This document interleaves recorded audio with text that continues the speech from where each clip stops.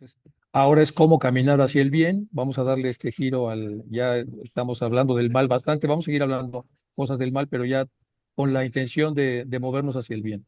Entonces, cómo caminar hacia el bien, autodefensas, etcétera, etcétera. Empezamos con la invocación de Rada. Hay una beatitud y un poder más allá de nosotros mismos que viene en ayuda de aquellos que están preparados para recibirlo. Nos dirigimos respetuosamente hacia aquella beatitud, aquellas grandes fuentes de las cuales emanan incesantemente la fortaleza y la inspiración, hacia todos los que estamos resueltos a abandonar el yo personal para desarrollarnos, aprender y compartir fraternalmente y sin reservas. Rada. Nos dirigimos también con respeto a los grandes seres de luz infinita, las divinidades que ayudan a la humanidad, nuestros amados Chohan, Mahachohan y maestros de sabiduría. Pedimos su auxilio para comprenderlo junto. Permítanos trazar un puente que nos bendiga y nos facilite la inspiración apropiada. También nos dirigimos a nuestro interior, a nuestros yoes superiores. Queremos, al final de todo, ser como los estudiantes fieles, que nunca pondrán en duda a sus maestros, que siempre los amarán con devocional afecto y que siempre los admirarán y respetarán porque sabemos todos que son el divino camino que a todos nos aguanta. Bueno, pues herramientas para caminar hacia la luz. Estamos en esta zona. Ya nos vamos a empezar a ver aquí algunas cosas. Y este es el famoso papús. Se llama Gerard Anaclet Vincent Encausse. Es un nombre original. Nacido de padre francés, madre española, a la edad de 4 años. Él nació, de hecho, en La Coruña, nació en España. A la edad de 4 años, Gerard, etcétera, y la familia trasladaron a París, donde fue educado. De joven en Cauce, pasaba gran parte del tiempo en la Biblioteca Nacional estudiando la cábala, tarot, ciencias de magia desde chiquito, alquimia, los escritos de Lipas Devi. Se inscribió en la Sociedad Teosófica Francesa poco después de que fuera fundada por Madame Blavatsky en 1884, pero se dio de baja pronto porque no le gustaba el énfasis que la ciudad ponía en el ocultismo oriental. Es decir, entre el 84, 85 y 88. En el 88 confundó su propio grupo, la Orden Cabalística Rosa Cruz. Ese mismo año, él y su amigo Lucien Chamuel fundaron la Librería de la Mariviux, la revista mensual de la iniciación, que se publicó hasta 1914. Bueno, estamos hablando de este hombre, es un hombre importante. En Caus también fue miembro de la Fraternidad Hermética de la Luz y de la Orden Hermética del Alba Dorada de París, además de la Orden de Memphis probablemente, y otras organizaciones esotéricas paramasónicas, y también escribió muchos libros sobre ocultismo. Aparte de sus actividades paramasónicas y martinistas, fue también discípulo espiritual del sanador espiritualista francés Nisser Philippe y Maître Philippe de Lyon. A pesar de su profunda implicación en el ocultismo y en grupos ocultistas, Caus logró encontrar tiempo para seguir estudios académicos, con lo cual entonces se doctoró en medicina, un médico interesantísimo, escribió muchas cosas de medicina, como ya hemos visto de algunos de los otros importantes teósofos del momento. Vamos entonces a empezar a hablar un poco de la situación de este, de este papús y luego reintegramos a los contenidos. Bueno, ¿cómo explica él cosas que no explican los demás? Lo primero que explica él, de acuerdo a su capacidad ocultista, es que como dice aquí en la letra A, desde el nacimiento hasta los 5 años de edad, todas las células originales del cuerpo ya han desaparecido íntegramente, ya han sido reemplazadas sin que el cuerpo hubiera cambiado de forma y sin que el aspecto de la persona se haya enturbiado. Las células materiales son solo el instrumento modelado por una fuerza otra que la materia. Bueno, entonces esta es una primera explicación. Todas las células del organismo originales que tiene un bebé son reemplazadas a los 5 años por nuevas células, sin que eso se note que haya habido cambios en la conformación física en este caso del ser humano que recién ha nacido. Entonces, Claude Bernard, que es famosísimo, demostró que cada una de nuestras ideas necesitaba la muerte de la célula nerviosa que sirvió para él de soporte. Claude Bernard demostró, dice él, que eso sucede. Cuando nos acordamos de un hecho que llegó 10 años antes, más de 1 millón de células nerviosas diferentes llevaron el cliché de la idea como consecuencia.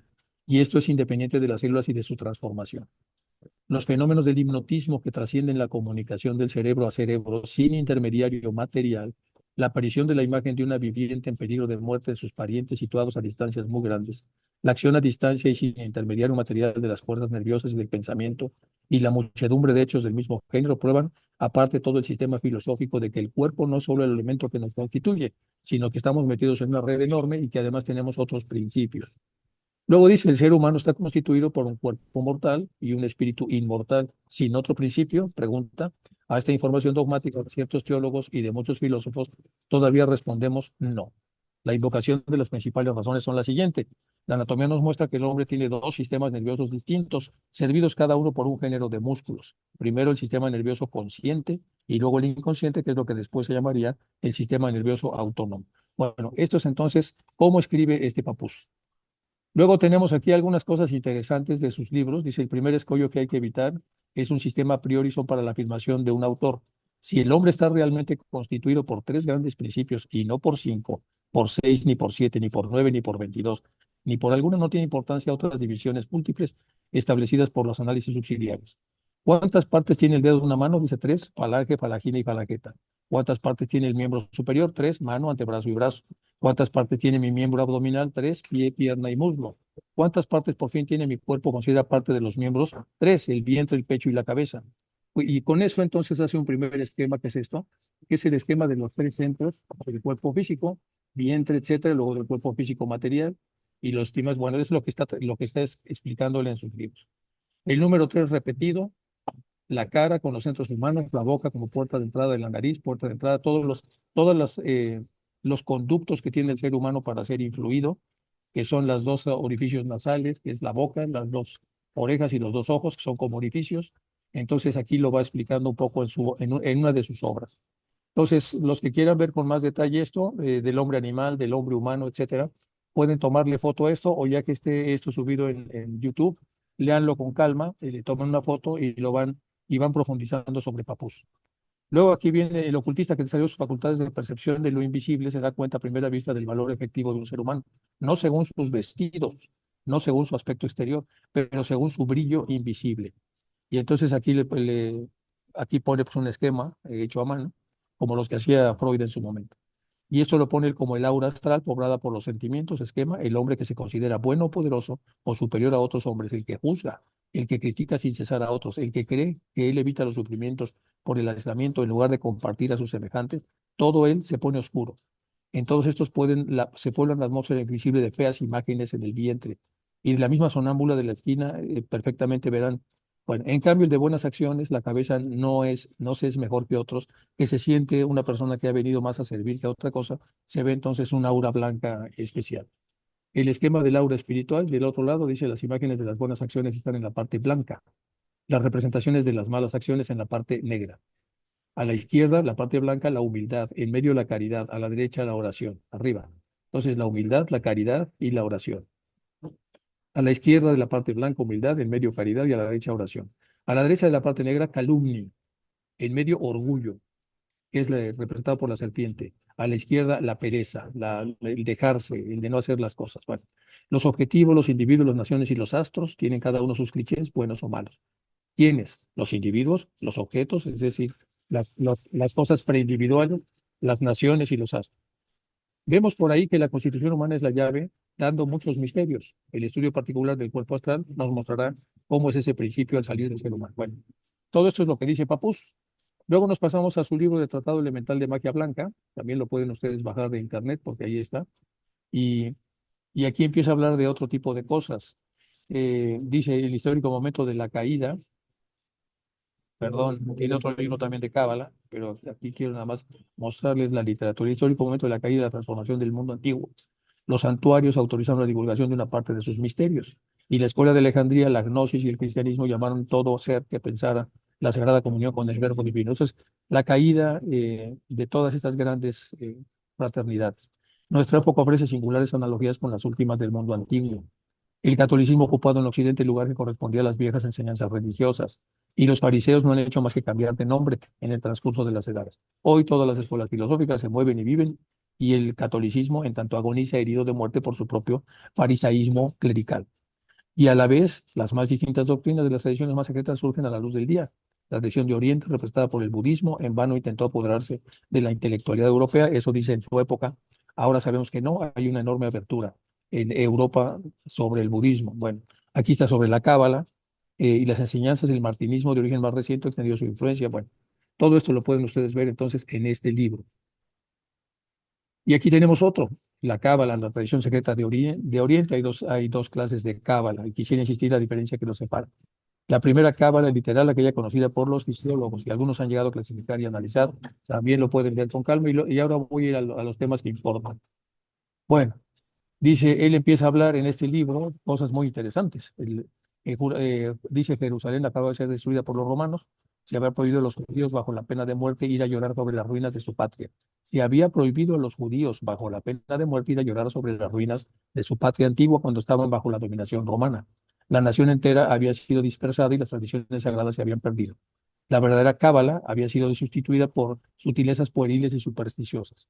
Aquellos que pretendían conservar la herencia oculta de la doctrina eran tan solo adivinos y hechiceros proscritos con toda justicia por las leyes de las naciones. Fue entonces cuando un venerable rabino llamado Simeón ben Hoshai reunió a su alrededor los últimos representantes que habían sido iniciados en la primitiva Siria. Y es el Simón Bar Yochai, estudiaba en Yavne, es este hombre de aquí, y este hizo lo que pudo para que se conservara todo el legado de la cabalístico y esto pudiera ser entonces, gracias a él, recordado o tomado en cuenta por nosotros. Aquí viene toda la historia un poco, este, para que el que le interese verlo con más detalle.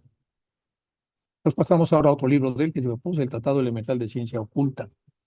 Bueno, entonces aquí empieza a decir cosas que ya tienen como mucha importancia para nosotros. Sí, le pusieron Dice, en esta propia manera, de que el alma, después de haber formulado algún deseo, busque el éter necesario para incorporarle, y se encuentra al operar sobre el fantasma o parte inferior de su cuerpo astral. Por medio de su principio magnético central, el Karbaki o Ruach, entonces puede, como hemos visto, actuar y traducir el deseo en acto o en gesto del cuerpo material con el transcurso de la fuerza vital que impregna al mismo tiempo el cuerpo astral. Bueno. Pero sea que no quiera o que no pueda, el alma no acaba nunca de la realización exterior, aunque tampoco renuncia a ella. En este caso puede al menos exteriorizar un esbozo astral. Y este al fin aspirar al éter ambiente un ardor proporcionado por la ansiedad. Bueno, aquí empieza a hablar un poco entonces lo que sí hemos aprendido en teosofía de cómo se forma todo. Así se forma un ser de la atmósfera astral en esta especie elemental llamada la fisiología entidad Kamama Nasikama con nacida del campo. Ya los maestros nos explican entonces cómo se forma, cómo podemos co-crear una serie de cosas, de materiales a través de la intención, de la concentración y de la focalización mental. Dice que los átomos dispersos en el entorno, lo primero son seleccionados y empiezan a brillar ante los ojos del que tiene cierta clarividencia, después los atrae, después los concentra, después los condensa y después les da forma. Y con esa forma ya tenemos una forma que molecularmente es estable. Y esa forma molecularmente estable es la que va a formar un ser medianamente, bueno, es un ser que va a tener alguna implicación o intención que puede ser buena o puede ser mala. Bueno, y ahí es donde empieza a entrar ya en el tema que estamos viendo nosotros del mal, que ahora también lo vamos a ver desde el punto de vista del bien, porque estos seres que han sido programados por los hechiceros y que pueden entrar en las estructuras, pegarse al aura de las personas o incluso penetrar el aura para estar como entidades ya dentro de la propia aura de la persona, entonces estas personas pueden ser reprogramadas. Aunque han sido programadas por un hechicero, hay la forma de reprogramarlas. Si son elementales, es decir, formas que ya existían, entonces también se pueden reprogramar y se puede pedir entonces que vuelvan a sus reinos. Para eso entonces hay que hacer un montón de cosas que solamente los iniciados pueden hacer. Hay que abrir una serie de compuertas para que salgan del lugar donde están y dejen de estar girando y dando vueltas y tratando de volver a entrar porque están siguiendo la programación que les fue hecha. Entonces un iniciado tiene la capacidad de reprogramar a estos elementales para que una vez salidos sean conducidos por ángeles y puedan ser regresados a sus espacios naturales. Entonces, aquí explica un poco de cómo se da ese tipo de movimientos. Bueno, ahora nos pasamos a Blavatsky, que ya dejamos a Papus por la paz. Entonces, Papus tiene su propia manera de entender cómo, que es, por supuesto, con un modelo ocultista muy sólido también. También va explicando, no recuerdo exactamente la pregunta que me hicieron relacionada con Papus, porque de alguna manera me hice a un lado para tratar de concentrarme más con lo que ya habíamos visto, pero bueno, ya hicimos aquí una pequeña introducción. Puse algunos de los libros entonces para que ustedes los puedan consultar. Sí es un ser humano pesado, importante que hay que revisar y hay que verlo, hay que entender cómo explica las cosas que explica, sobre todo por estas almas que son iniciadas desde muy jóvenes en ocultismo y empiezan a hacer cosas importantes. Tiene muchos libros publicados. Si se meten si se meten a la librería, a la biblioteca de la rama Arjuna de Barcelona. Ahí vienen varios libros de Papus también que ustedes pueden bajar. Y con esos pueden hacerse una idea entonces de este ocultista que también es muy importante, que tiene que ver con la pregunta que me hicieron. Ahora nos regresamos a la teosofía pura y dura. Entonces vamos a un libro de Blavatsky de instrucciones esotéricas y para seguir un poco con el hilo de lo que estábamos viendo. Nos vamos ahora con menos velocidad. Dice, cuando el hombre está en su condición normal, el adepto introspectivo puede ver el aura dorada en ambas glándulas, de todas las glándulas que tiene el ser humano, una pulsación como la del corazón que nunca cesa a través de la vida. Sin embargo, este movimiento bajo la condición normal de esfuerzo para desarrollar facultades clarividentes intensifica y el aura asume una acción vibratoria y pulsativa u oscilante más fuerte. El arco de la glándula pituitaria, es decir, de la hipófisis, se incrementa hacia arriba y más hacia la glándula pineal. Ojo, el arco de la hipófisis se incrementa hacia arriba más y más hacia la glándula pineal, que se suponía que es una glándula que está muerta y que no sirve para nada. Se consideraba entonces en la anatomía clásica como una glándula que no tiene ninguna función y que probablemente la había tenido en el pasado y ahora ya no servía hasta que finalmente la corriente la golpea, así como cuando la corriente eléctrica golpea algún cuerpo sólido. El objeto durmiendo es despertado y se pone todo encendido con el puro fuego acásico. Esta es la ilustración psicofisiológica de los dos órganos sobre el plano físico, los cuales son los símbolos concretos y representan respectivamente los conceptos metafísicos llamados manas y buddhi. Es lo que nos está diciendo ya aquí en las instrucciones esotéricas HPV. Entonces, el tipo de contacto es a través de una especie de fuego acásico, y entonces los dos principios sobre los que van a intervenir, tanto la pituitaria como la pineal, son sobre la mente, sobre todo la mente superior y Buddhi. Este último, a fin de poder llegar a ser consciente en este plano, necesita el fuego más diferenciado de manas. Entonces, para que Buddhi pueda tener algún tipo de conciencia de la realidad en la que estamos, necesita un poco del fuego diferenciado manásico. Pero una vez que el sexto sentido ha despertado al séptimo, la luz que irradia de él ilumina los campos de la infinitud por un breve espacio de tiempo. El hombre se hace omnisciente. El pasado y el futuro, el espacio y el tiempo desaparecen para él y se transforma todo en presente. Todo lo que pudo haber pasado y pasará y está pasando se convierte en un eterno presente. En el caso de ser un adepto, guardará en su memoria física el conocimiento que haya ganado de esta manera, a través de estos vislumbres o de estos estados en los que puede llegar a tener conciencia un adepto. Y nada, excepto el crimen de entregarse a la magia negra, nada, excepto el crimen de entregarse a la magia negra, podrá borrarlo de su memoria.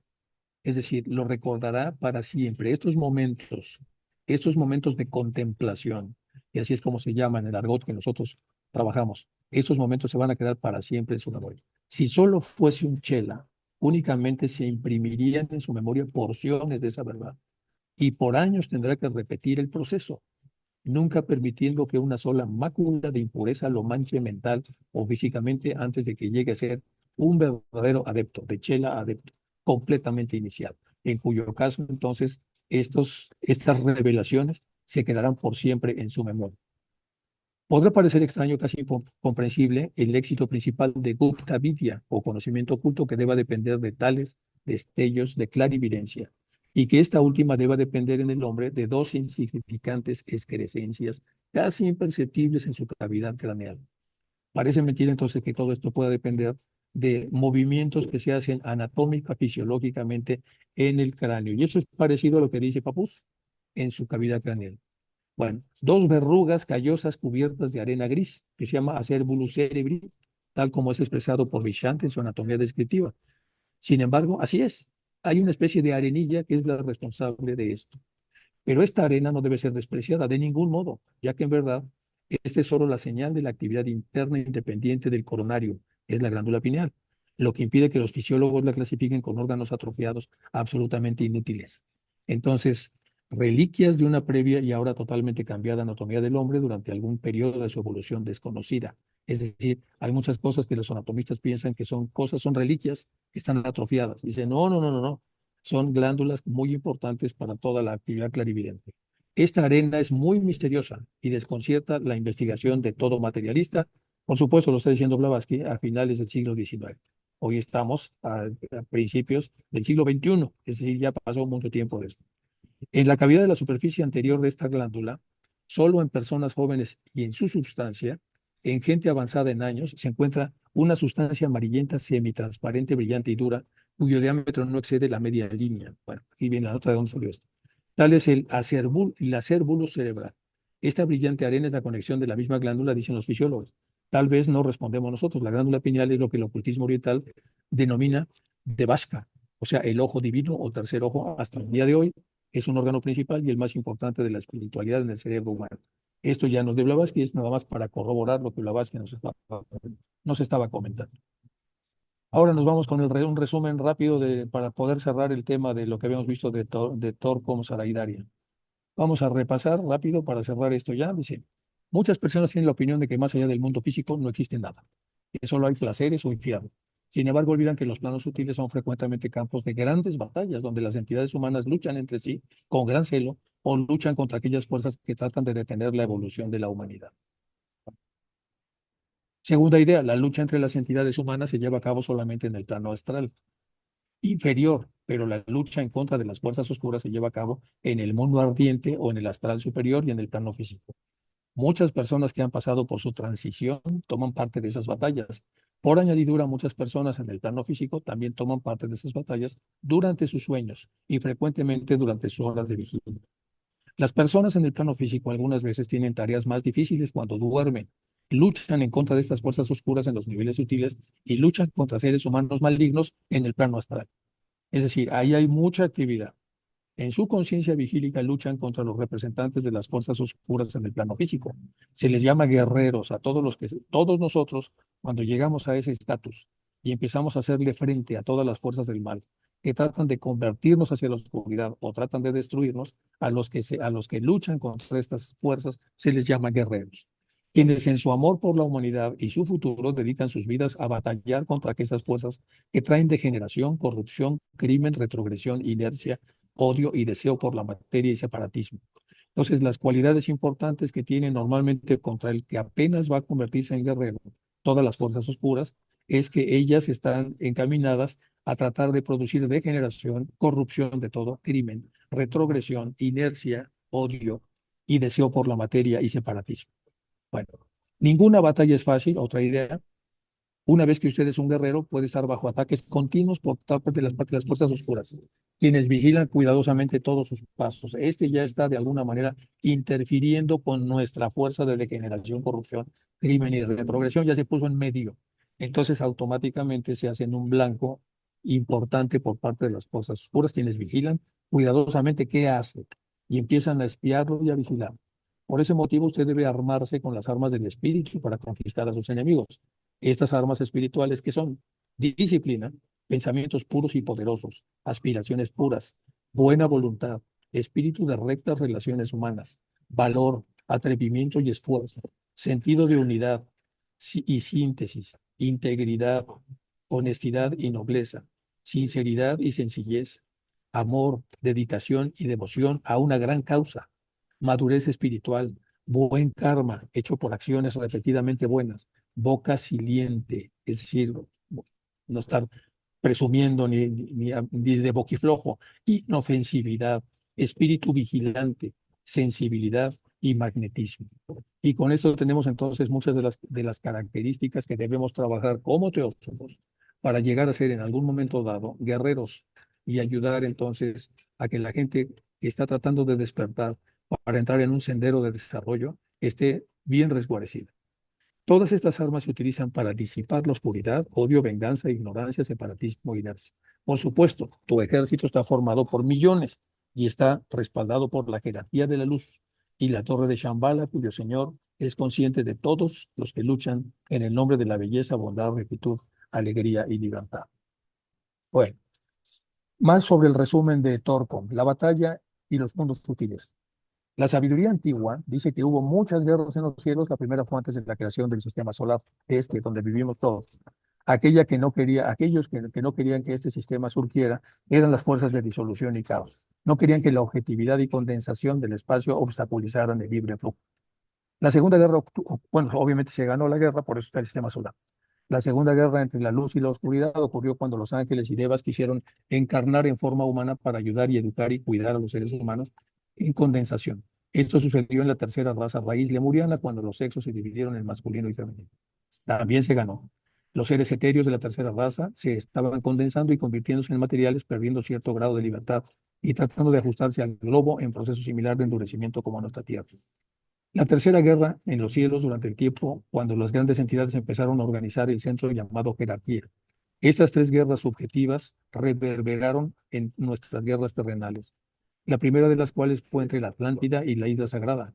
La segunda guerra fue en 1914, es decir, Primera Guerra Mundial, y finalizó en el 45 después de la Segunda Guerra Mundial, cuando las fuerzas de la luz y Cristo derrotaron a las fuerzas de la oscuridad. La tercera guerra global puede destruir al planeta si las fuerzas superiores de la resistencia no intervienen.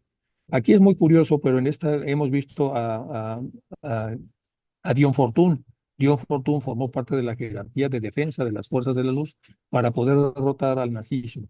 Y entonces también se ganó esa guerra y ahora lo que hay que hacer es evitar esa posible guerra que viene. Y aquí estamos hablando ya de los maestros de sabiduría con toda esta información. Y hay que evitar esa guerra y la manera de evitarla es evitar escaramuzas y generar diferencias en una humanidad que ya tiene armas muy poderosas. Y para eso solo se hace con un sentido de colaboración y esto se hace con un esquema de fraternidad. No nos queda otra. La medicina para evitar esto es poder generar un clima en donde todos podamos convivir de una manera justa y ordenada. Existe la leyenda de las tres espadas que está grabada en una roca en los Himalayas. Estas tres espadas se refieren a las tres guerras globales y los momentos más críticos de la vida del planeta. Con mucha de esta historia se escribió Fundación e Imperio y Segunda Fundación de Isaac Asimov, porque en esta se habla de las crisis globales que vienen. Seguramente el Isaac Asimov, también ucraniano como Blavatsky, y seguramente también bebió de todo esto al escribir esa novela impresionante. Fundación, Segunda Fundación, Fundación Imperio y Segunda Fundación. Y en esta habla pues de una guerra galáctica donde se van en un planeta en el extrarradio, a través de un sabio que se llama Sheldon, personas que van a tratar de conservar el acervo para que cuando termine la guerra la gente pueda beber de lo que de lo que sus ancestros habían podido generar. Y son tres libros, es una obra muy, muy grande que tiene un montón de cosas pues muy importantes que ya podemos hablarle en algún momento porque está llena de detalles. Las crisis que se dan se llaman Sheldon porque el sabio que hace esto se llama Sheldon.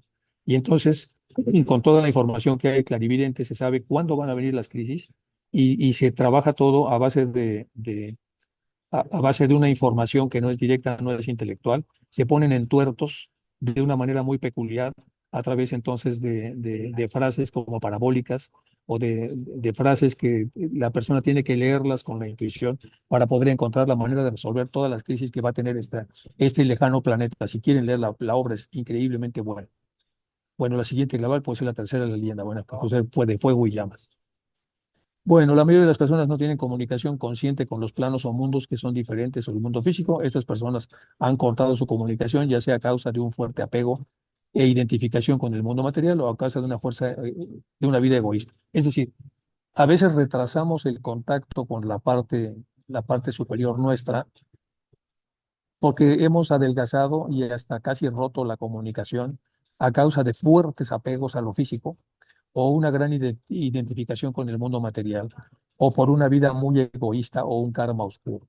Y entonces, sin darse cuenta, estas personas se convierten en agentes de la oscuridad. Es real que el alma humana viene de los reinos a vivir en los mundos inferiores por cierto tiempo.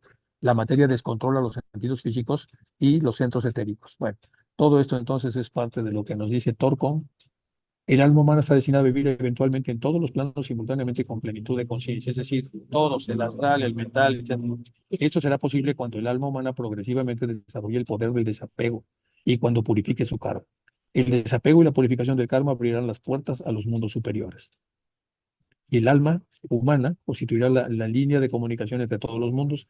Esta línea es la continuidad de la conciencia. Bueno, entonces aquí vienen dos de los elementos en este resumen que estamos viendo que tienen que ver con desapego y purificación, o elevación, purificación y desapego.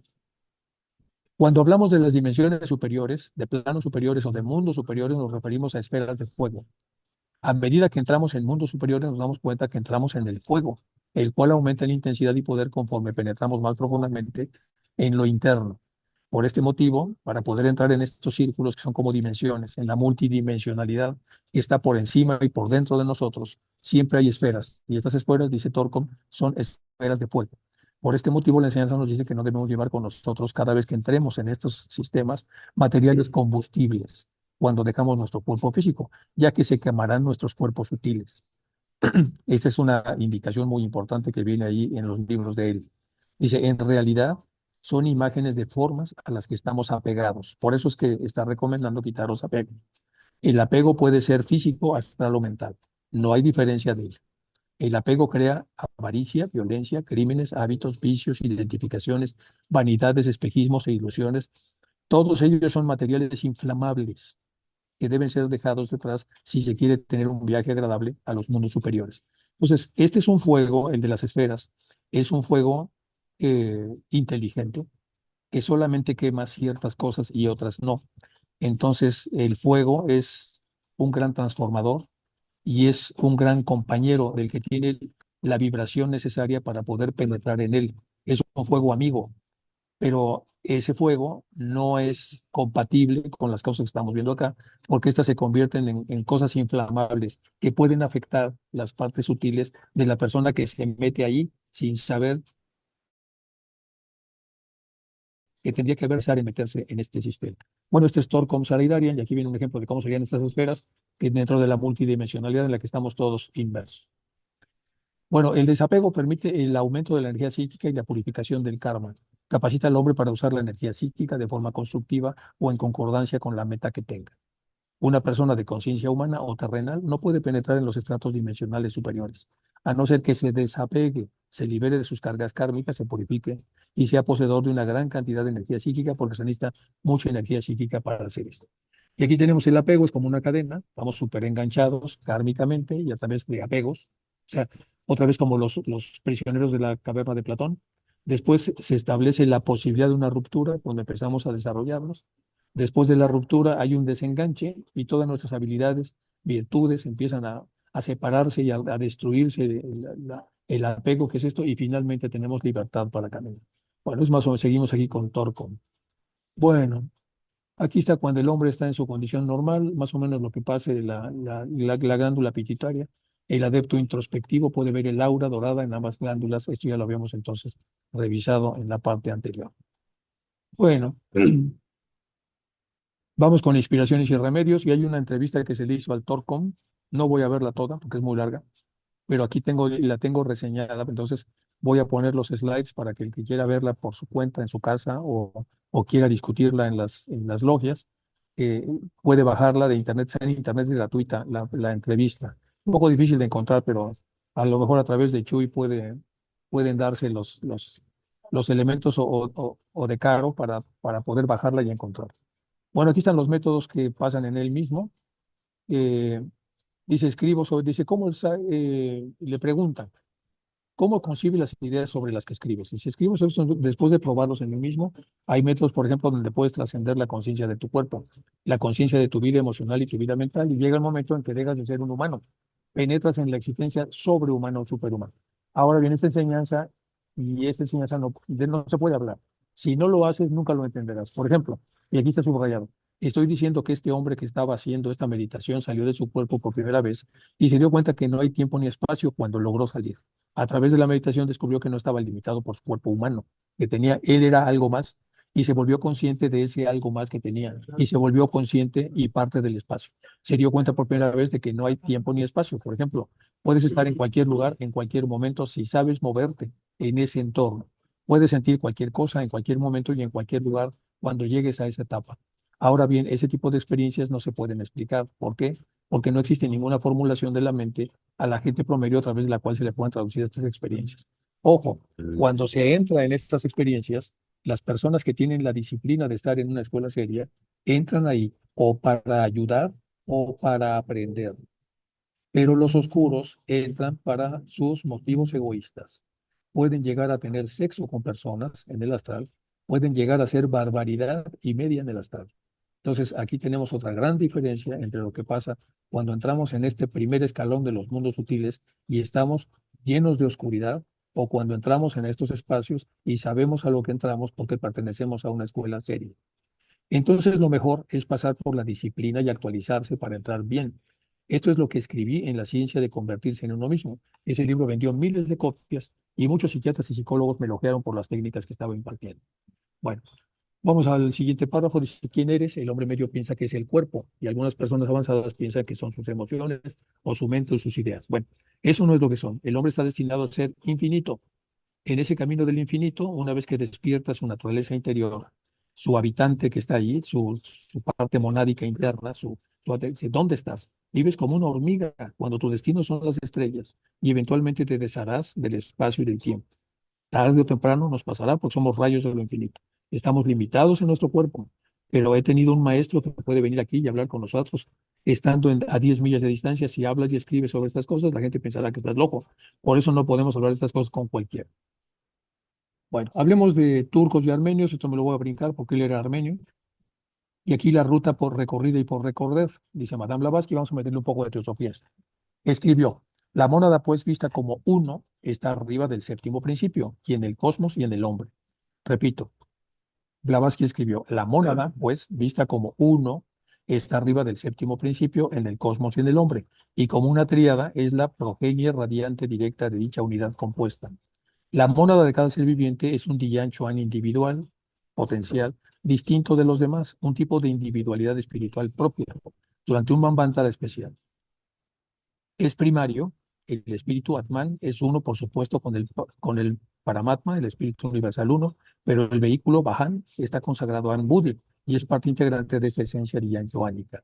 Entonces, en primer lugar, esto está atrapado en lo mineral y sigue todo un proceso en el cual entonces va creciendo como puede a través de eones y eones de tiempo. Después entramos en la etapa vegetal, ya sabemos, estamos como arbustos o hierbas o malas hierbas y terminamos como flores sofisticadas, o sea, a través de todo un proceso evolutivo dentro de este reino. Luego estamos como animales, luego estamos como humanos, luego viene la liberación, etapas superhumanas y finalmente llegamos, como dice aquí Blavatsky, a esta parte de consolidación.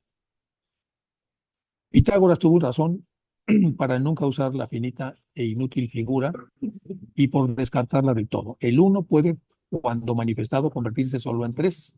Lo manifestado, cuando es un asunto de dualidad, permanece pasiva y oculta. Necesita necesariamente la tercera pata. La mónada dual, los principios sexto y séptimo, deben con el fin de manifestarse como el logos de Quan Shai Yin, primero convertirse en una triada. El uno y el 2 es como la pareja, y la pareja necesita entonces la progenie. El 3 que a su vez será fecundador, y buscará otro número 2 al convertirse en uno para seguir en 3. Por eso dice que el 2 no es el camino necesariamente completo, se necesita siempre el 3, que es el producto de la relación del 2. Bueno, la es la mónada dual. El maestro KH tuvo que explicar en una de sus cartas que ellos reconocen en la mónada astral el ego personal, agregando que la mónada personal o astral, el voy fluidique, es el manas o la mente intelectual del quinto principio. Bueno, esto es una síntesis de lo que está explicando aquí Torcom. Dice, tomemos como ejemplo la historia de Estados Unidos. Los fundadores de esta nación todos eran rosacrucianos, masones muy avanzados, fueron traductores de muchas filosofías hindúes del lejano oriente. Y así dieron la Constitución, una idea que no se limita a nadie. Hiawatha de Acuario crearon la verdadera constitución. Hiawatha dio el nuevo orden mundial, la nueva diplomacia mundial. Lo investigué y lo leí más de 50 libros sobre Hiawatha y personas de todo el mundo me enviaron sus libros. ¿Quién es ese? El gran pacificador. Es de Gonada Dicahuaita, significa dos corrientes que fluyen juntas. Fue, según la tradición, el fundador junto a este señor de la Confederación Iroquesa, en lengua Mohawk, de los indios norteamericanos, una unión política y cultural de tribus indígenas norteamericanas, presumiblemente vivió alrededor de 1450. Como señal de respeto, los iroqueses solo mencionan su nombre en circunstancias especiales, porque es un nombre para ellos divino. Como el compasó el grupo educativo en el que él trabaja, concibió en su garaje, porque resulta que fue a comprar libros y encontró que estaban dando una charla que estaba toda mal y poco a poco entonces se fue haciendo de que la gente fuera más bien a consultarlo a él para las cosas.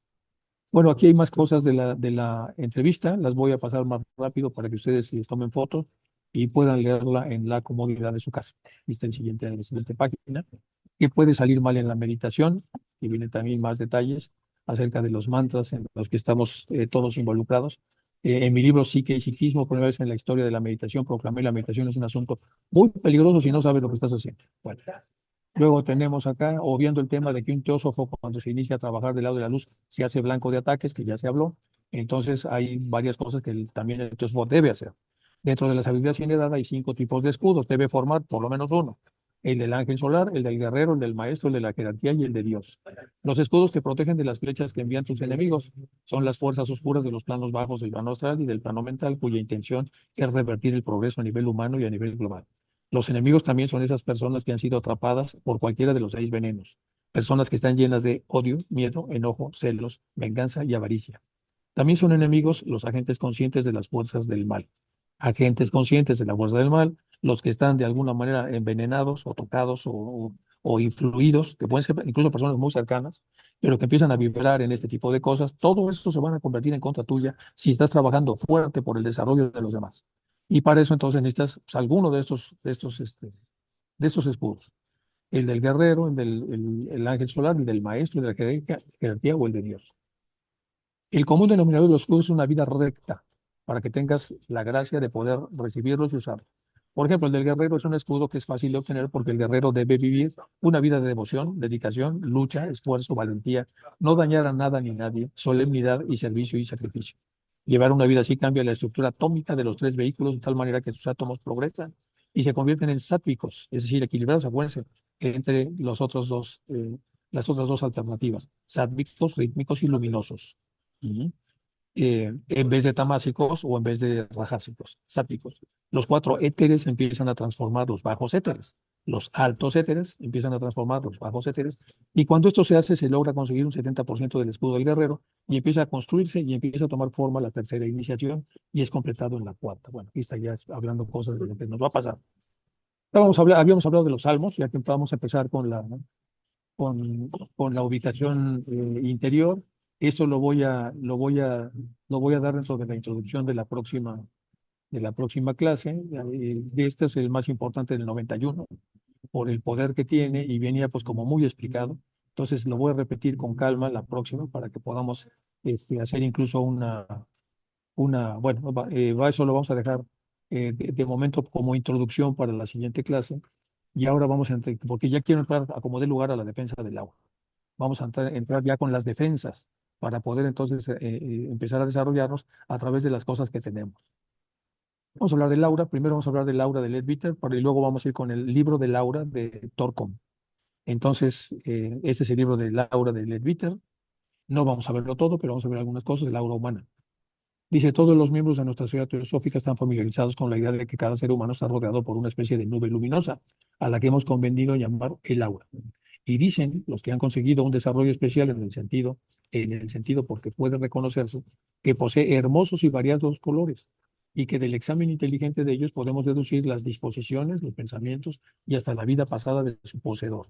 Entonces, estos colores, que pueden ser bonitos, estéticos o no tan bonitos, dependen de lo que hayamos hecho en las vidas pasadas, de lo que normalmente estemos pensando y de las disposiciones que tenemos para hacer las cosas que hacemos. En nuestras obras teosóficas hallamos, sin embargo, solo una pequeña mención del aura, y no dejará de ser interesante recoger y ordenar los datos de que haya a nuestra disposición sobre este asunto. No es tarea fácil, como puede suponerse. Tropezamos primariamente con las dificultades que surgen de la complejidad del aura. Y en segundo lugar, con el hecho de que aquí, como en otros muchos casos, una visión inexperta es prácticamente inútil cuando se trata de comparar de cerca y analizar exactamente, consideración que reduce enseguida el número de testigos dignos de crédito. Es decir, habrá personas que no están perfectamente educadas sobre, clarividentemente hablando, que la vean y van a necesitar un proceso de ensayo y error para saber a qué corresponde cada color que surge en ella. Y hay los que pertenecen a una escuela seria en donde son enseñados para saber entonces a qué corresponde cada uno de los colores. La descripción que sigue no debe pues considerarse como una completa y cabal. Hay, no obstante, la probabilidad de que sea tan justa como sea posible. Este estudio es además el resultado de una serie de investigaciones proseguidas durante varios años por algunos independientes observadores avanzados en la sociedad teosófica, y está también probado por aquellos estudiantes cuyo saber sobre el particular es necesariamente mayor. Sabemos que hay grandes clarividentes que han sido parte de la sociedad teosófica y que han escrito cosas que ya veremos mucho más adelante. No ha sido alrededor del cuerpo humano donde se ha visto el aura, una nube luminosa semejante se ha distinguido también alrededor de los animales, tienen su aura, de los árboles y hasta de los mismísimos minerales, aunque en estos últimos casos esa nube sea menos compleja que la del hombre. Aquí, sin embargo, no nos ocuparemos sino de solamente de la aura humana, del lado humano del problema, en este caso del aura. Bueno, vamos a empezar entonces a ver con más detalle todo lo que tiene que ver con el aura. Antes de considerar lo que se llama propiamente aura, que rodea y penetra el cuerpo, vale la pena echar una ojeada sobre un fenómeno que parcialmente desenvuelto se observa en los límites de este mismo cuerpo. Una persona que posee semejante visión, que ha desarrollado la sensibilidad para observar el aura de la gente, aún en su menor grado, asegúrese por sí misma de la exactitud de la enseñanza teosófica sobre el problema de la constitución septenaria del hombre, al menos en lo que respecta a sus 5 principios inferiores. Lo que se llama en nuestros escritos el Linga Sarira, por ejemplo, es claramente visible bajo la forma de una niebla gris azulada, ligeramente luminosa, coincidiendo exactamente con el cuerpo físico, pareciendo como que lo penetrase. Y aquí puse pues lo más cercano a lo que está aquí comentando Leadbeater. Repito, lo que se llama en nuestros escritos Linga Sarira o doble etérico, por ejemplo, es otro de los principios internos de un ser humano, invisible a los ojos del neófito como somos nosotros, pero inicialmente perceptible para el que tiene cierto desarrollo. Y este Linga Sarira se ve claramente visible bajo la forma de una niebla gris azulada, como aparece aquí en la foto más o menos, ligeramente luminosa como está ahí, coincidiendo exactamente con el cuerpo físico, pegada al cuerpo físico, parecido como si lo penetrara al cuerpo físico. Sabemos que de ahí surge el cuerpo físico, en este plano. Entonces tenemos una vislumbre del otro plano de donde surge lo que somos nosotros en este plano. No será sin duda científicamente exacto decir que se puede percibir Jiva en un estado esencial, pero su manifestación en el caso de la raza humana es perfectamente visible bajo la apariencia de una continua corriente de partículas de una hermosa rosa pálida que parecen circular a lo largo de todo el cuerpo y de los nervios, como los corpúsculos sanguíneos de las venas y las arterias, siendo el cerebro aparentemente el centro de esta circulación nerviosa. Repito, no será sin duda científicamente exacto decir que se puede percibir este jiva en un estado esencial, pero su manifestación en el caso de la raza humana es perfectamente visible bajo la apariencia de una continua corriente dinámica, se mueve de partículas de un hermoso rosa pálido. Son partículas rosa pálido que parecen circular a lo largo de todo el cuerpo y de los nervios, como corpúsculos sanguíneos en las venas. Corren a lo largo de los nervios y en las arterias, siendo el cerebro aparentemente el centro de esa circulación nerviosa. Anatómicamente los nervios se ven amarillos cuando abre uno un cadáver o diseca uno un cadáver. Pero aquí lo que está haciendo Leadbeater es que pegado a esto se ven estos corpúsculos eh, rosas, que hacen referencia a este principio. La absorción y la especialización para el uso del cuerpo humano de la fuerza vital que el Sol vierte constantemente sobre la Tierra parece ser una de las funciones del órgano denominado el vaso. Hay un órgano especial entonces que tiene la responsabilidad de absorber o de conectarse como si fuera un móvil a la corriente. Y sin duda, a la aserción de este órgano se debe la hermosa coloración rosa que hemos mencionado antes. Es decir, toda la energía que entra a través del vaso se convierte en esos corpúsculos que corren por los nervios. Y sin duda, a la acción de este órgano se debe la hermosa coloración rosa que hemos mencionado. Pues Jiva, que entonces se conoce como prana, irradia constantemente del cuerpo en todas las direcciones, formando así una de las auras de la que hablaremos más adelante. Un hombre perfectamente sano, por eso, no solo puede intencionalmente comunicar algo de su salud a otro por los poros magnéticos u otro procedimiento, sino que puede también extender consciente o inconscientemente la vitalidad y la fuerza sobre aquellos que le rodean. Es decir, podemos ser pilas cargadoras entonces de árboles que se encuentran mal y en general de seres vivos que requieren de esta energía.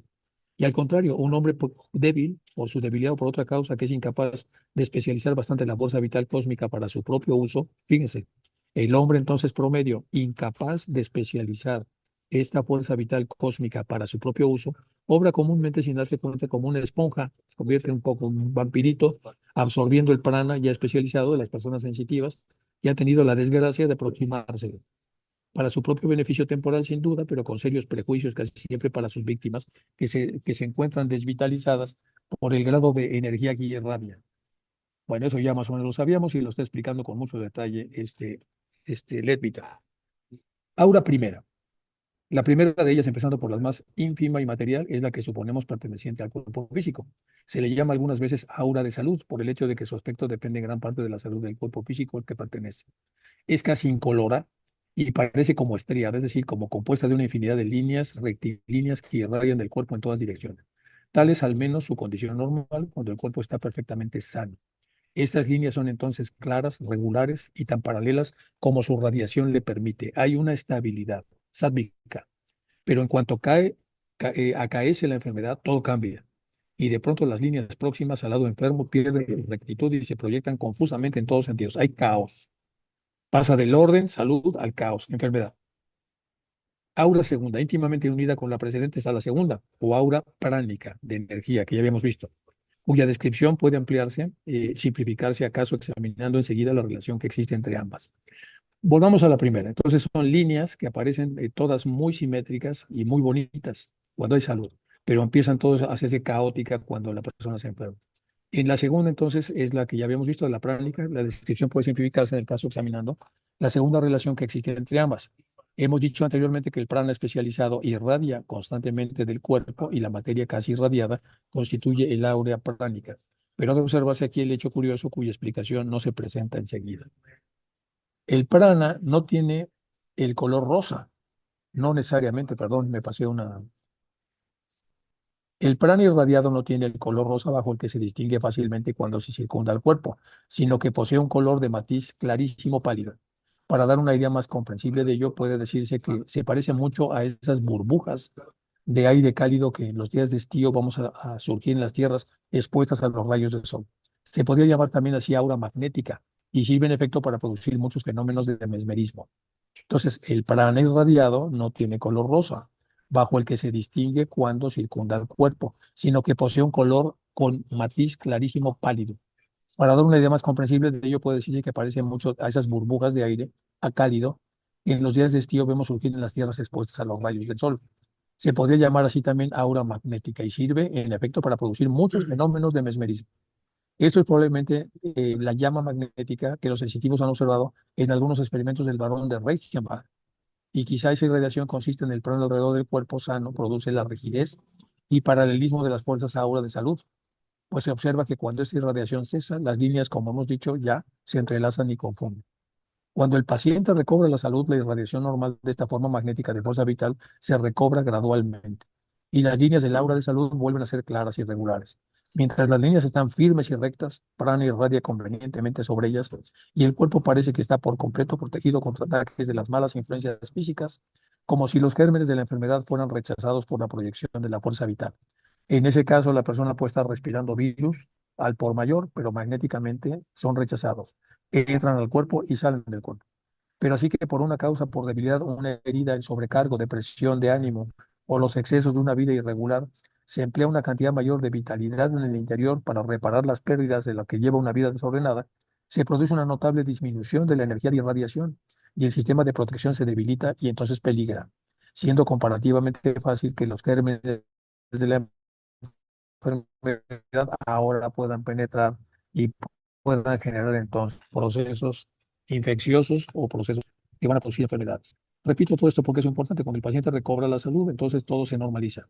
Mientras las líneas están firmes y rectas y prana irradia convenientemente sobre ellas, estamos entonces muy bien magnetizados. El cuerpo parece que está por completo protegido contra ataques de malas influencias físicas, pero también etéricas, como si los gérmenes de la enfermedad fueran a ser rechazados por la proyección de la fuerza vital, pero así sea por una causa de debilidad, por el mal uso de esta energía, por una herida, sobrecargo, depresión de ánimo, excesos de la vida irregular. Entonces, cuando empleamos una cantidad muy grande de vitalidad en el interior para reparar las pérdidas, se produce una notable disminución de la energía de la irradiación en esta aura y el sistema de protección se debilita y peligra y entonces somos propensos a enfermarnos. Puede indicarse también que es posible por un esfuerzo de la voluntad bien dirigida proyectar el plano hacia la periferia del aura de salud, cuando así, como una especie de escudo impenetrable a cualquier influencia astral o elemental, mientras dure ese esfuerzo de voluntad. Repito, puede indicarse también que es posible, por un esfuerzo de voluntad bien dirigida, focalizada, proyectar el prana hacia la periferia del aura de salud. Se proyecta prana, se proyecta esta energía, creando así una especie de escudo impenetrable, pránico, a cualquier influencia astral o elemental mientras dure ese esfuerzo de voluntad, que se supone que puede durar hasta un máximo de 4 horas aproximadas. Aura tercera. El tercer aura que hemos de considerar es la que representa el kama o el deseo. No será estrictamente correcto decir que esta es el kama rupa, pues este nombre no se aplica. Bueno, página 4 del 19 probablemente hablando, sino la imagen del cuerpo físico. que tras la muerte se forma por medio de los materiales de esta tercera aura y que es el campo de manifestación de Kama, es la tercera aura, el espejo en el que se refleja todo deseo, toda sensación y todo pensamiento de la personalidad. Es de su sustancia, de donde toman la forma material los malos elementales que crea el hombre y ponen actividad por sus malos pensamientos, por sus más vastos e inferiores sentimientos. Del mismo elemento, pero más raramente sacan también su cuerpo los elementales bienhechores del mismo elemento, pero más raramente sacan también de su cuerpo los elementales bienhechores engendrados por los buenos deseos. Bueno, y también los que están en estado de hacerlo, viajar sobre otro plano mientras su cuerpo duerme. Bueno, y también de esta materia, de esta tercera aura, se forma el cuerpo astral, el cual permite que los que están en estado de hacerlo viajar a otro plano mientras su cuerpo duerme. ¿Cómo puede comprenderse las manifestaciones de este aura tan esencialmente fugitiva? Su coloración, el brillo, el número de sus latidos cambian completamente a cada instante. Un acceso de cólera tiene el aura de ráfagas rojizas sobre un fondo oscuro. Un acceso de cólera sobre un fondo oscuro y con un espanto súbito transforma instantáneamente todo en una masa lúgubre de gris lívida. Es menester, sin embargo, saber que si esas manifestaciones áuricas son temporales, su registro en la casa no lo es. Aunque el elemental creado por un mal deseo cese de existir tras un periodo de tiempo proporcionado a la energía de ese deseo, las fotografías de cada uno de los instantes de su existencia y de cada uno de sus múltiples efectos quedan impresos en el registro acásico, constituyendo con una justicia absoluta la producción del karma de su creador. O sea, bueno, aura cuarta, vamos a empezar la aura cuarta, lo vamos a dejar para la siguiente sesión. Una vez que acabemos con este hombre, vamos con el libro ya nos falta muy poquito para entrar en el libro de Escudo y Protección y Gloria, que se llama el libro de Laura de Torcom Saraidarian, y es lo que voy a empezar a trabajar. Y ya lo vamos a ver el aura en el contexto de la defensa para ataques psíquicos y en general para todo lo que es los ataques de la oscuridad, ya no necesariamente para las enfermedades, aunque están de alguna manera vinculadas también con parte de los debilitamientos que se producen a través de ataques y que generan que la persona empiece a estar enfermiza o tenga enfermedades muy extrañas o muy complejas. Voy a dejar de compartir entonces para pasar a preguntas. Y entonces la siguiente sesión arrancamos con las oraciones. Concretamente nos vamos a detener un poco en el Salmo 91 y luego nos pasamos a terminar la parte de aura del libro de Leadbeater, pero ayudarán mucho para la clase si ustedes lo leen por su cuenta de aquí a la próxima semana para que estemos más en frecuencia de lo que yo estoy presentando y lo que ustedes ya seguramente podrán haber leído. Y luego nos pasamos a lo de Torco, que es un poco más difícil de encontrar y que cuesta mucho trabajo encontrarlo, es literatura muy escasa. Y entonces ya nos metemos con detalle a lo que dice Torkom del Aura, ya como un autor mucho más contemporáneo, de 80 años después de los libros de Leadbeater, y mucho más aplicado a una realidad mucho más moderna en la que todos estamos inmersos y que está vinculado con las herramientas que tiene el mal para atacar a las personas buenas que trabajan por la humanidad. Bueno, voy a dejar de compartir entonces para que si hay alguna pregunta o algún comentario que quieran hacer podamos, o algún añadido que quieran agregar, podamos, o pueda yo con ayuda de ustedes contestar. Parece que ya hay alguien de Pati Chávez. Pati. Hola Enrique, muy buenos días a todos, espero que Hola, me hola Pati. escuchen. Sí, sí, te escuchamos. Esta parte del desprendimiento astral que a veces se desarrolla, a lo mejor una persona visitando diferentes distancias o diferentes personas o diferentes espacios, es muy peligroso, ¿no? Porque se puede quedar ahí, ¿no? Esa persona. Pues sí, O llegar a que penetre otro ente su cuerpo, ¿no? sí, sí, Normalmente depende cómo salgas al astral. Puedes salir de manera muy protegida o puedes salir de manera muy irresponsable. Puedes viajar lejos. Ahí en el libro de sueños, este que escribí, aparece en el sueño de Arideo, que el sueño de Arideo es un sueño histórico, que es del que se habla mucho, que el hombre salía en el astral y la esposa, considerándolo muerto, porque el cuerpo no respondía, porque el tipo andaba viajando, entonces lo incinera y el tipo ya no tiene cuerpo al cual regresar. Bueno, lo dice la historia antigua, pero en realidad sí, el que sale debe estar protegido y de hecho estamos, hay seres que nos cuidan, pero en algún momento dado, efectivamente, usted dejas el coche ahí con el motor encendido y la llave puesta, pues sí, puede llegar a alguna entidad y se mete en tu cuerpo y sí puede pasar hasta donde yo sé que puede pasar. Y de hecho, en las cosas que voy escuchando y que voy leyendo y que voy viendo, se ven escenarios donde esto es bastante real, que pueda pasar. Vamos a dejar vamos a dejarlo, tú lo preguntas que si puede pasar, yo hasta donde sé, sí puede pasar. Dejémoslo de esa manera, aunque lo vamos a ver, todo esto lo vamos a ver con mucho más detalle. Ok, y la tercera pregunta es sobre Laura. Bueno, tengo dos preguntas ahí. La primera, estos átomos, bueno, esta energía que emana el aura, que son lo que sería lo rosado, son lo que le llaman los átomos rosados que tiene Ledbetter para poder sanar y realmente lo utilizan los sanadores, en el caso del Reiki, para poder sanar a una persona. Estos serían también los átomos rosados, que también se encuentran dentro de las plantas, ¿no? Los árboles, porque también nos emiten esos átomos de vibración a nosotros para podernos curar también. Y la otra pregunta es, en el caso de, por ejemplo, cuando tú vas a un panteón acompañando a un difunto, muchas veces se nos pegan esos bichos astrales precisamente porque nuestra energía es demasiado sutil y obviamente muy radiante somos como imán, ¿no? Gracias. Bueno, pues se pega, si no la gente no va protegida, y hay que protegerse, hay que poner por eso esos escudos, hay que hacer visualizaciones para cambiar el magnetismo y que el magnetismo rechace. El magnetismo al final es una energía que puede ser dirigida con inteligencia y se le programa esta energía para para que rebote estas cosas. Y yo lo he ido aprendiendo poco a poco. En un monasterio estaba una señora tosiéndole muy fuerte a una monja y le dije que se iba a enfermar. Me dijo, no, para nada, yo estoy protegida. Y la protección es que los virus entran y salen porque magnéticamente son rechazados, no son atraídos.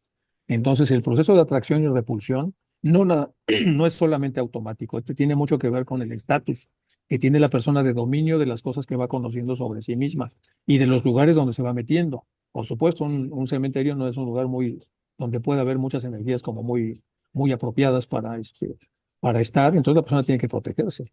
Y tiene que protegerse a menos que quiera la persona cuando va a un hospital pasa lo mismo, hay mucho sufrimiento, pero la persona al llegar con su paciente puede entonces pedir ser canal y entonces se va con la jerarquía del Reiki, que es una jerarquía de seres de luz que se dedican a esa energía de sanación, se construye el canal, normalmente se pueden pedir que haya ángeles, grandes tronos, que puedan si el lugar está muy sucio y muy contaminado, para que puedan proteger el canal una vez que se ha ido formado y no se contamine. Y entonces pueda fluir desde esta jerarquía, desde este círculo de fuego de la jerarquía, hasta la persona y a través de las manos pueda entonces mandar esta energía, ya sea directamente aplicando las manos o indirectamente a través de signos que hay en el Reiki para que esta energía pueda llegar a su destino, que es una persona que la requiere. Y luego puede ser algunas variaciones, no nada más con la pura energía de esta jerarquía de sanación, sino algunas otras energías. Lo que va a hacer la energía es regresar otra vez a la estabilidad a la persona y en esa estabilidad empieza se retrae el proceso de enfermedad que puede tener la persona o de desvitalización. Luego hay grietas en el aura que se pueden cerrar. Hay un montón de cosas que vamos a ver después. Después de que veamos el libro de Torco, vamos a ver varias cosas que se pueden hacer que como teósofos necesitamos conocer. No en lo teórico, sino en lo práctico, para que nosotros podamos entonces aprovecharnos de esta información y de alguna manera luchar contra las cosas que tratan de impedir nuestro propio desarrollo. Pero muchas gracias, Patti, por las preguntas. Muchas gracias, Enrique. Al contrario, gracias a ti, chicos. Muchísimas gracias por mantener esta clase viva. Nos vemos la próxima clase y en la próxima clase vamos a entrar ya en la primera defensa real de todo esto está vinculada con el aura. Entonces vamos a ver esto con mucho detalle. Ya me voy a ir un poco más despacio una vez que entremos en el libro del aura de Torkom Saraidaria. Muchas gracias a todos. Un abrazo a todos y nos vemos la próxima semana. Ujú.